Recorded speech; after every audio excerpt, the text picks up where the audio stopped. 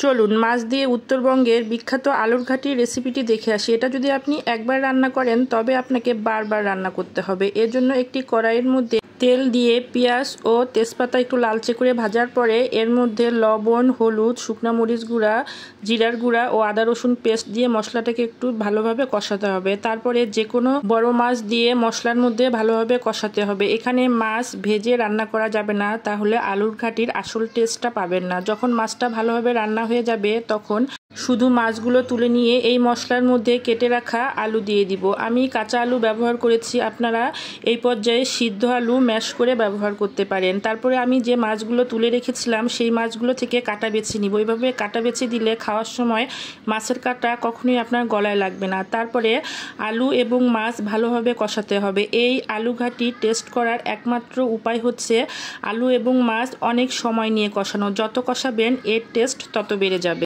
যদি লবণ ও ঝালের প্রয়োজন হয় তাহলে আপনারা দিয়ে দিবেন। পানিটা যখন শুকিয়ে আসবে এভাবে বারে বারে অল্প অল্প করে পানি দিয়ে আলুর ঘাটটাকে কষাতে হবে। তারপরে শেষ পর্যায়ে এরকম বেশি করে পানি দিয়ে উপর থেকে ধনিয়া পাতা ও জিরা গুঁড়া দিয়ে আর কিছুক্ষণ জাল দিয়ে এভাবে ঘুটনি দিয়ে কিছু আলু আধা ভাঙা করে দিতে হবে। তাহলে আলুর ঘাটির ঝোলটা একটু ভারী হবে এবং খেতেও মজা হবে। তারপরে 2-3 মিনিট চুলার উপরে বসিয়ে রাখার পরে নেমে পরিবেশন করবেন।